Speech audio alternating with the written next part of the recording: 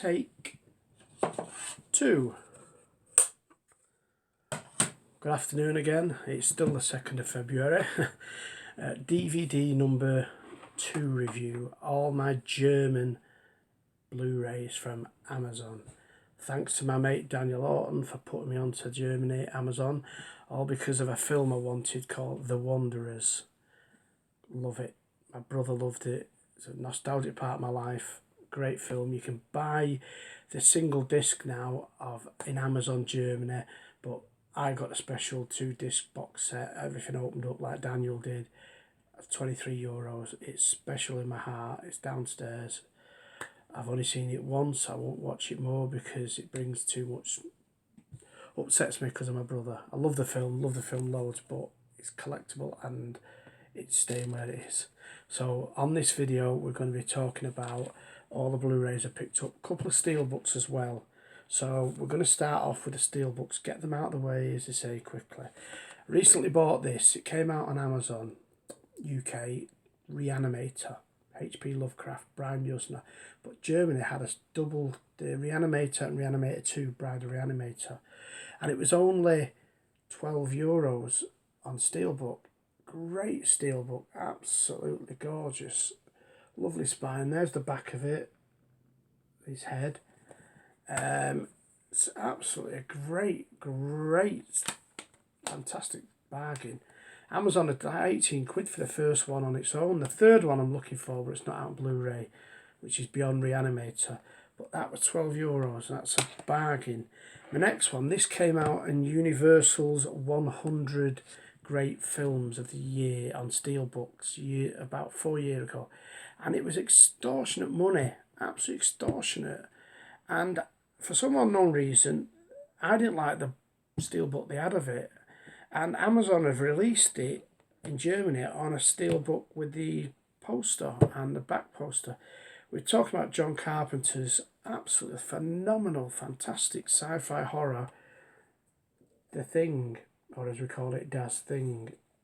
It's got the original back sleeve and it's all in steelbook. And this, there we go.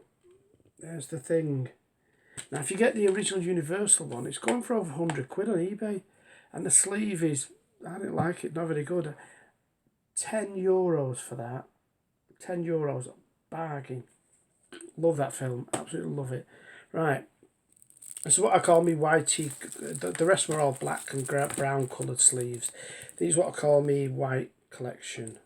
I'm going to go through them quickly because there's quite about 20 odd of them. The other video took 20 odd minutes, so I'll try and do it for you. This came out a remake 2004.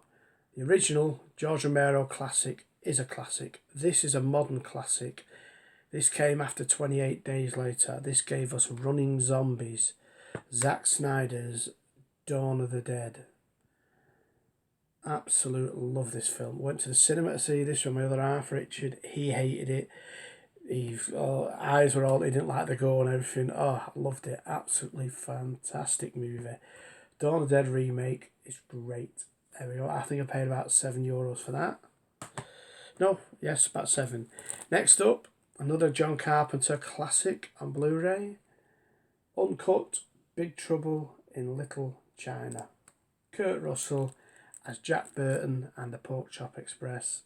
Brilliant. Absolute great 80s classic. And they're remaking it.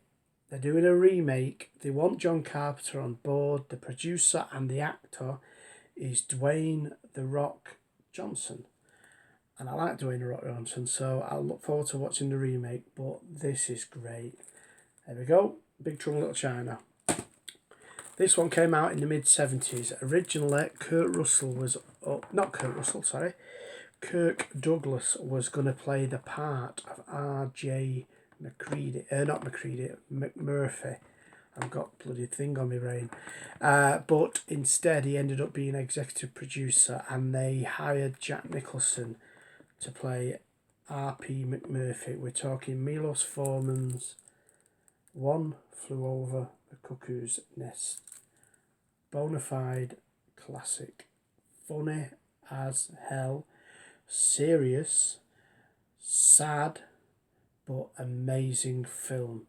All about the mental health industry in America, all set in this big hospital where people with mental illness go. Great film, absolutely great. Jack Nicholson, 10 out of 10. Deserves the Oscar. Next up, from the 80s, it was done originally in the 50s by Roger Corman, starring a young Jack Nicholson and Dick Miller. We're talking about the remake with John Candy, Bill Murray, James Belushi, Rick Moranis. What's her name? Oh, what's she called? Helen Green. Little Shop of Horrors. Love it. Absolutely love it. This version gives you the alternative ending, which was not what you got in the cinema and on DVD for years. It's got the original, but it's also got the alternative version. And it's a great, fun film. Think of the Rocky Horror Show, Phantom of the Paradise, and you've got an idea of what this is about. Brilliant. Next up, Spielberg. Spielberg wasn't going to do this film, but he took it over after Stanley Kubrick suddenly passed away, and he decided to take the project on and do it in the vein of Stanley Kubrick. Liam Neeson, Haley Joel Osment, Brendan Gleeson and Jude Law. AI, artificial intelligence. Basically, Pinocchio for the future. Great film. Jude Law as Gigolo Joe is great. Love it. Absolutely love him. And Robbie Williams is the voice of the Professor. If you want a good film, good old science fiction one, this is good. Don't forget, all these came from Amazon Germany. Brilliant bargains, very cheap stuff. Next up, George Lucas. If you ever see a George Lucas film and he says with THX1138 sound and everything like that, he always uses that as his sound. He got it from the film that he made, one of his directorial debuts. And a little known fact is in Star Wars 1, The New Hope, with Luke Skywalker and Princess Leia, when he goes to rescue Leia, she's in cell block 1138. That's a little nod to George Lucas. We're talking THX 1138, the movie. Robert Duvall, Donald Pleasance, set in the future. Great science fiction film. Well worth watching for clever people. Not so clever people either. Next up, the director's cut. The late great Alan Rickman, who recently passed away, starred in this film as the sheriff from Nottingham. Brilliant. He should have been Oscar nominated. He should have got an award for it. Christian Slater, Morgan Freeman and Kevin Costner. Robin Hood, Prince of Thieves. This actually made more money in 1991 at the world box office than the big film of the year, which came second. The big film of the year was this one, but the second film was Terminator 2 Judgment Day. Even though Terminator 2 was a massive hit, this actually made more money. And the theme song spent 16 weeks in the UK at number 1. It was withdrew by Bryan Adams and the record company because they didn't want to sing it anymore. Because obviously after 16 weeks of hearing that bloody song, you had enough of it. That's Robin Hood, Prince of Thieves. Next up, Matthew McConaughey and Jodie Foster, starring in, I think it's Robert Zemeckis' Contact. They basically want to contact different worlds and everything. It's all done with satellites and everything. It's a great film. Jodie Foster's amazing in it. Matthew McConaughey steals it as well. Really good film. If you like quality drama with a bit of sci-fi, this is a good film. Next up, John Bowman's classic 1980-81 film starring Helen Mirren, very young Liam Neeson. Who else is in it? Nicholas Clay, Sherry Lunger and Nigel Terry. Excalibur. The story of King Arthur and the Knights of the Round Table. This is very violent, very gory. It's spectacular. It's good. When the myth of King Arthur is he took the sword out of the stone and he became the king and he threw his sword into the lake. There's a bit where the arm comes up with the sword out of the lake and it's fantastic cinematography. Brilliant movie. Excalibur, great film. Next up, Stanley Kubrick's classic 2001 A Space Odyssey. I've actually watched it now all the way through. Confusing as hell, but a cinematic masterpiece. Just for the photography, the stunning scenery, the way he does it all, the music. It's perfect. It's complimentary. No wonder it's a classic. Great movie. Next up, at the moment now, we've got all this Ebola viruses and Zika viruses from, now we've got mosquitoes in bloody Brazil and everything that are infecting people. Loads of contaminated movies have been out all over the time for years and years and years. Right from the Andromeda strain right up to modern day now with the carrier and the carriers and contamination. This film came out in the mid-90s. Big star cast. Rene Russo, Dustin Hoffman, Morgan Freeman. Outbreak. I liked Outbreak. Really good. About another viral infection that spreads across the earth. And it's good old-fashioned fun. But it's gory in parts. It's violent. But it's a great, great suspenseful drama. If you like your films good, Outbreak's great. There we go. Coming up next, this guy's won 2 Oscars. He won one for Glory as a Best Supporting Actor when he was younger, and he won his Oscar for this portrayal. Now, recently in the Oscars, some of the black actors are complaining that the Oscars are racist and all this crap going on with it. As Michael Caine said, and I agree, and Helen Mirren said, it's not about what the colour of your skin, it's about what you've been acting in and what you've starred in. If you're good enough to get an Oscar nod, it doesn't matter what colour you are. You can be pink and green and yellow. It doesn't matter what colour you are. If your performance is worthy of an Oscar nomination, that's all that matters, because the Oscars are done by people. It's not done by a committee. It's done by this committee, nothing to do with anyone. So all this moaning about it, and this guy is one of the best actors in the world today. He's been in countless classics, and in this one he won the best Oscar. Training Day. Denzel Washington. A tour de force. Brilliant. The guy is electric. You cannot take your eyes off him when he's on screen. Because in this one, he is a nasty bastard. And I mean a nasty bastard. But you just want to see more and more of him. And this film is why he won the Oscar. Because he's fucking good. Forget your race, forget your colour and your creed and this, that and the other. It's nothing to do with that. It's all about quality. And this guy's got bucket loads of it. So anyone snubbing the Oscars, it's their fault. That's my little rant. It don't matter what you are, it's how you portray yourself on screen. And if you're good enough to be nodded for an Oscar, good on you. Rant over. Next up, this came out in the UK cinemas on Boxing Day in the late 80s. My sister went to see it. It was never released on the cinema in anywhere else, so we were lucky. Michael Jackson, the late great Michael Jackson, Moonwalker. This is quite a heavy box. I don't know what's in it yet because it's shrink wrapped, so I'll open it one day. But great film. If you like music, if you like Michael Jackson music, this is a great film. Next up, this won Oscar as well. Won a few Oscars. This guy was basically washed up and gone. People didn't want to know after Daredevil. And he's Matt Damon's best mate, Ben Affleck, John Goodman, Alan Arkin, Bryan Cranston, Argo. Or as they say in the film, Argo, fuck yourself. But this is a great, great film. Based on a true story. Ben Affleck, brilliant. He directed it as well. A great film. John Goodman is just fantastic in it.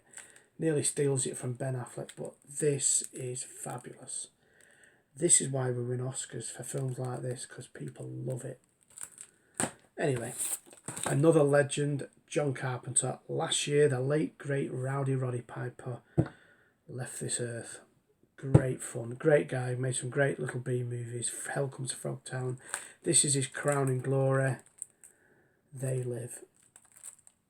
Keith David, Rowdy Roddy Piper, and directed by John Carpenter.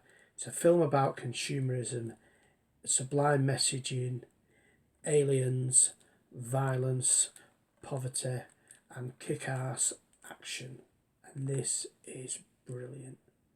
If they ever remake it, I would love to see Dwayne "The Rock" Johnson playing the Roddy Piper part, or Jason Statham. It'd be great. They Live, great film. Right, getting them up there. Next up, mid-70s. This is a science fiction classic, and they should remake this with a good cast as well.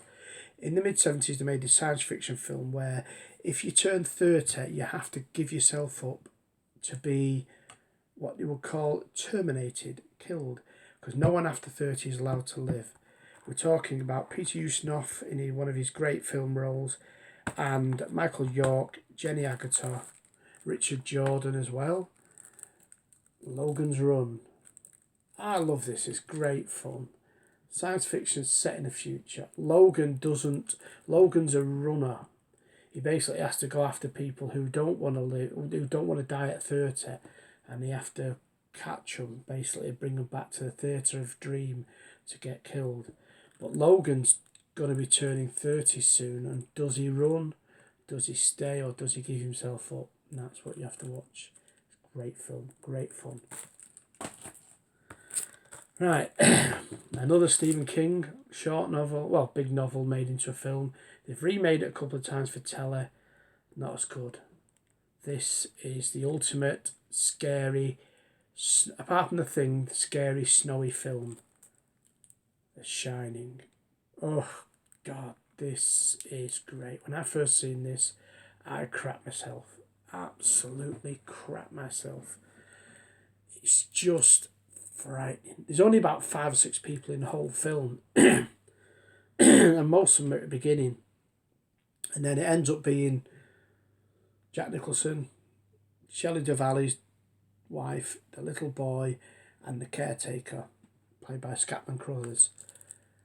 They're all in the film till right way through. It's basically about a caretaker looking after his big hotel in the middle of the snowy Alps for winter, and all sorts of things start happening, and it is scary, scary, scary. Brilliant film, The Shining. Another futuristic mid-70s film, Yul Brynner, Michael Crichton's story, Westworld. Fantastic. Yul Brynner as the gunslinger. It's basically Alton Towers in the future, where you can pick a theme area and live out your fantasies, but it all starts going wrong. Great film, Westworld. The sequel, Future Will, with Peter Fonda, another good film. Right, we've got 4 to go. Another hero, as you know, Clint Eastwood was my hero. He made this film in the mid-70s. Now, technically, the character is nothing to do with Dirty Harry, but if you had Dirty Harry on the rocks as a bum and a drunken dossbag playing a police officer, you'd get this character. Ben Shockley, Clint Eastwood's playing Ben Shockley. Sandra Locke is a prostitute. The Gauntlet. Great film. I've seen this on a double bill with Enter the Dragon. Oh, God, it's amazing. Love the film. If they ever remade it, Jason Statham, get on it. Love to see a remake of this. This is 70s classic, and the soundtrack is great too. That's The Gauntlet, Clint Eastwood. Next up, another John Carpenter one. One of my favourites of the 80s. A lot of people don't like this because they say it was heavy, heavy dialogue, but it's great. I nearly know it word for word because I watched it that many times. It's about a 1958 Plymouth Fury called Christine. Absolute brilliant. The soundtrack is just amazing. John Carpenter has done a great job. John Stockwell, Keith Gordon, and Harry Dean Stanton are all great in this. It's about a car that's got the devil in it, and whoever takes on the car becomes obsessed with the car and becomes its puppet. It's great. Absolute great film. Right. The remake with Colin Farrell again wasn't very good. The original, Roddy McDowall, Amanda Bynes, Chris Sarandon, and the young boy playing Charlie Brewster is William Ragsdale. Tom Holland's Fright Night. Absolutely brilliant. I've seen this in the 80s at the cinema on video and DVD and everything, and I've got it on Blu Ray at last. It's a great film. This is how vampire films should be made. Brilliant fun. Fright Night remake, no. All these new Twilight shit, stick it in the bin. This is fantastic fun. Welcome to Fright Night. Chris Sarandon is great as Jerry Dandridge. So get a chance to get it on Blu-ray, get it, because the transfer is amazing. Two more. Sequel, Helen Mirren, Roy Scheider. 2010 Space Odyssey. Not as good as the original, but I enjoyed it. Enough said. Last but not least, Arnold Schwarzenegger, James Caan, Uncut, Eraser. Great 90s action. And the big crocodile is great as well. Arnie kills a crocodile, it's great fun. If you want action by the bucket load, this is good fun. That's Eraser. That's it, everyone. That's my German Blu-rays from Amazon. Hope you enjoyed the video. See you all real soon. Take care.